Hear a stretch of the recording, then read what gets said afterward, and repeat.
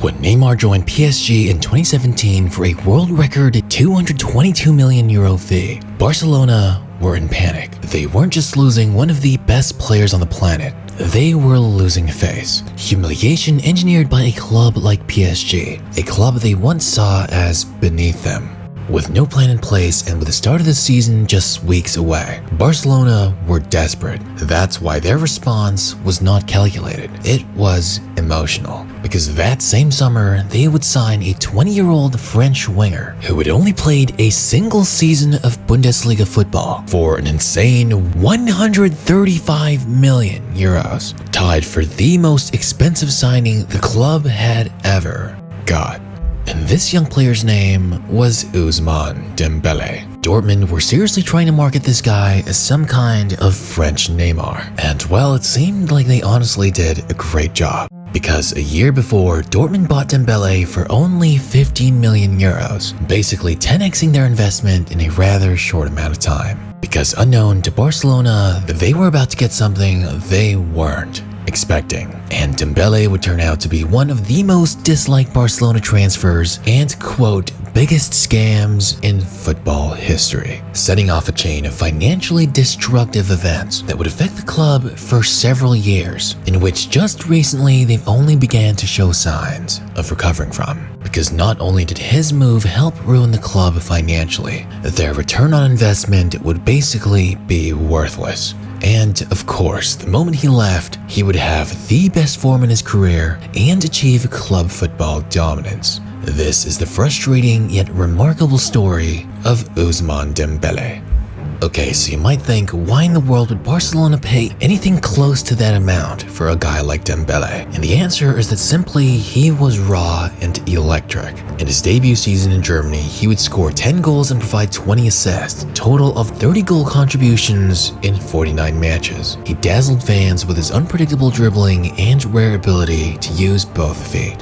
However, it's true, one good season in Germany doesn't justify a groundbreaking transfer fee. But again, Barcelona were desperate. They wanted someone who could potentially replace Neymar, a new dazzling winger in a team built around Messi's gravity.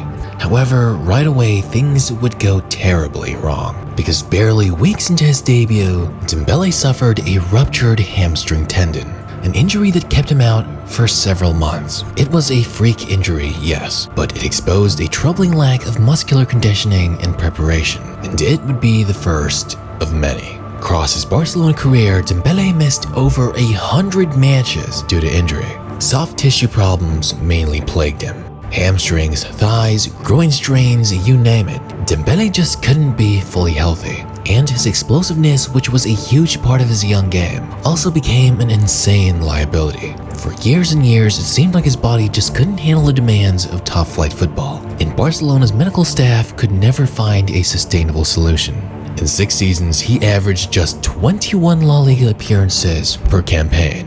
And many of those times, he was often used as a substitute. And when he did play, he was very inconsistent. Maybe one night he would look incredible, but more often than not, on other nights, it looked like he was completely invisible. But what was even worse is that the injuries weren't the only problem. Over the years, reports frequently surfaced of Dembélé and his disciplinary issues. Whether it was coming late to training, skipping recovery sessions, former players and pundits blasted his professionalism. A young player with a world-class price tag but had not shown anything close to it on the pitch. He also seemed to lack that focus. Barcelona wasn't just losing a footballer to injuries. They were supposed to be investing in someone for the future. However, Dembélé didn't seem fully committed to the responsibility of wearing that shirt. But Barcelona was already in a tough spot. They couldn't just let him go. They've already invested too much.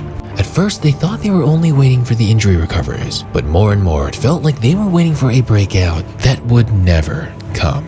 But for all the chaos surrounding Dembélé's time on the pitch, or lack thereof, most of the damage he would cause for FC Barcelona was in the accounting books. Dembélé wasn't just a massively disappointing signing, he became one of the faces of the club's catastrophic financial spiral.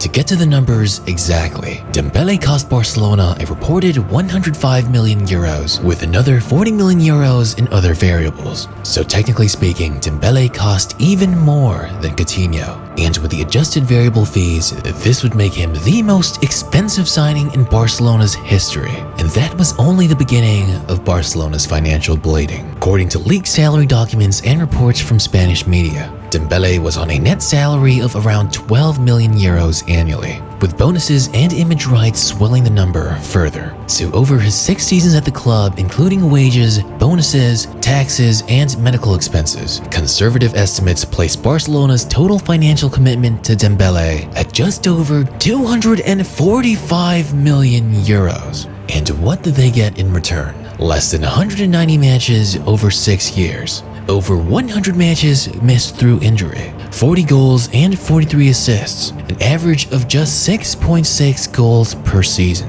No Champions League titles, no Ballon d'Or shortlistings, just a few splashes of brilliance in a sea of inconsistency. But perhaps the real tragedy is in the opportunity cost.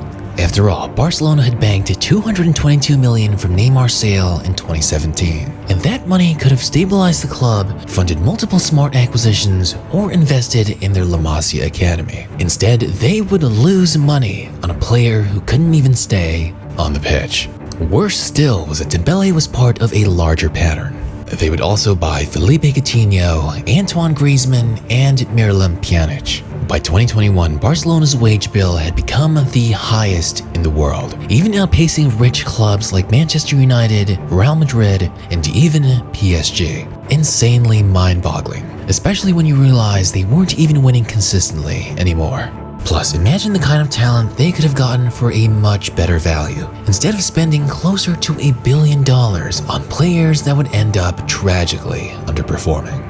Plus, if you remember, that year, Lionel Messi's contract was expiring, and Barcelona had every intention of renewing him. However, the club had so far exceeded La Liga's financial fair play threshold that even renewing their greatest player ever was impossible. Barcelona's total debt had crossed 1.35 billion. And while Dembélé alone didn't cause that, of all the massively disappointing signings Barcelona acquired, for many fans, Dembélé was easily the most disappointing.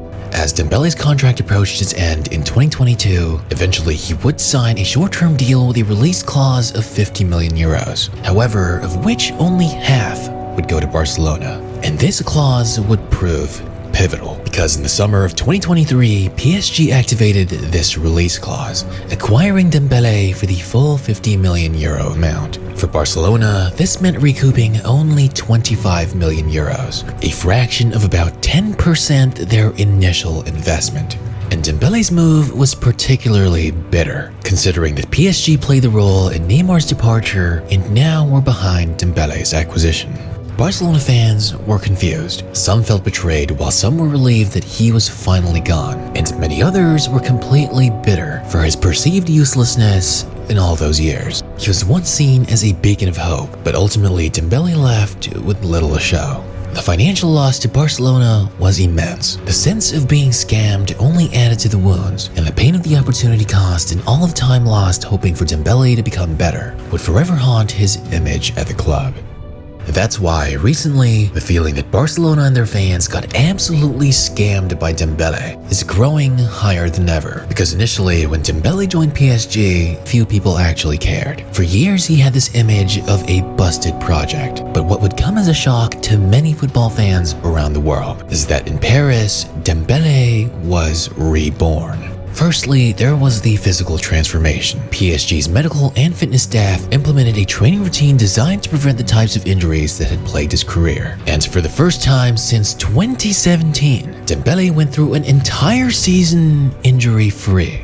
Next was the mental transformation. At Barca, Dembélé was often isolated, and truthfully, the reputation he had around him was impossible for him to shake. The price tag, the injuries, the disappointments. If he wanted to save his career, there was no other way than to leave the club entirely and try to make a new start. And maybe it was that, plus being back in Paris, his home country where he's fluent in the language, closer to family, and surrounded by friends and national teammates, he would begin to flourish in a comfortable and new environment. Then finally, there's the tactical transformation. Ironically, under Luis Enrique, a former Barca manager himself, Dembélé was no longer tasked with replacing Neymar or balancing an aging front line. Instead, he was deployed as a free-roaming winger. In PSG, he was given the freedom to switch sides during matches, and he would always interchange with players like Muani, Mbappe, Lee Kang-in, and more recently, Desiree Doué and Ivica Kvaratskhelia. More and more, Dembele's unpredictability no longer became a liability. It was a weapon, because the difference between Dembélé in Barcelona and PSG is night and day. I mean, just look in the 2018-19 season. His best goal-scoring year for Barcelona, he would have 14 goals and 7 assists in 42 appearances. Or what about his last season at Barcelona, where he would have 8 goals and 9 assists in 35 matches? Sure, it's not really all that bad. However, compare that to the 24-25 season, where Dembélé had 33 goals and 15 assists. That's 48 goal contributions in 49 matches. He would be named the Ligue 1 Player of the Year, was the Ligue 1 joint top goal scorer, made the Champions League Player of the Season, finished second in Champions League scoring, and helped PSG win their first ever Champions League title. The same player who had once been booed at Camp Nou was now lifting the most coveted trophy in club football as the clear-cut best player on his team.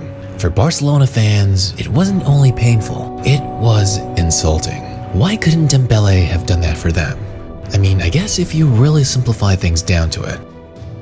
Simply put, Barcelona did get scammed. But on the flip side, you can also say while his tenure at Barcelona was massively disappointing, both Barca and Dembélé ultimately were unlucky with one another. Maybe if Dembele's attitude at the club were a little bit better, for Barca fans, his success wouldn't be so painful. But at least on the bright side, after years of financial struggles and lack of major success, Barcelona are finally starting to turn things around. And I'm certain that Dembele's success and the success of another young French teenager will only further add to the competitive fire brewing within the young Barcelona core. And if this season was a preview of things to come in the future, Barcelona are only going to get scarier.